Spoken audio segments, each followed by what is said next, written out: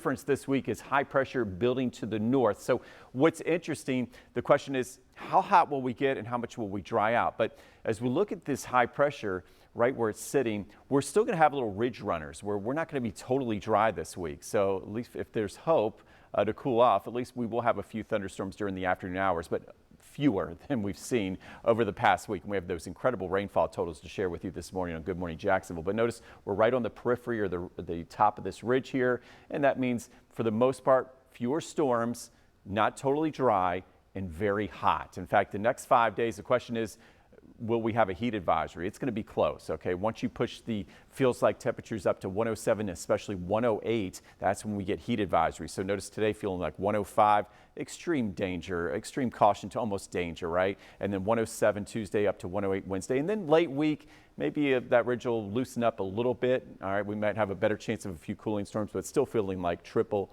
digits. We take a look at the fishing forecast. So we're trying to find some cool spots. So you saw that beautiful fish there sent in by Captain Alvarez. And there'll be good fishing today, it looks like. We got that southwest winds to south this afternoon, 10 to 15 knots, seas 2 feet. Moderate chop on the intercoastal. We're still watching for that late day storm. So boaters, again, one of our news stories this morning, thanks to Jackson, boaters beware.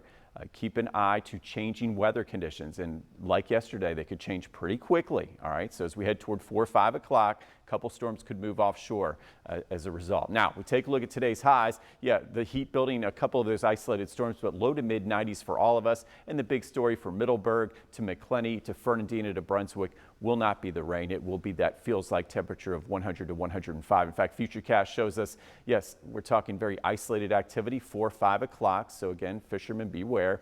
Tomorrow, again, we're right on the top of that ridge, so not totally dry. And by 2:30, we're going to be wishing for some showers and storms. So tomorrow, widely scattered storms in the afternoon. They could come a little earlier by 2, 3 o'clock. That's why I kept highs mainly in the mid 90s, or I would have gone up near 100. So thank you, nature. All right, but when the thunder roars, we head indoors. We look at the next 7 days, the first full week of summer, and it's feeling like it. There's our low to mid 90s Monday, Tuesday, Wednesday, maybe a few more storms Thursday into Friday. So yeah, maybe a degree or two cooler, and then back into the heat and maybe even hotter, pushing near 100 by Sunday. Stay cool, my friend.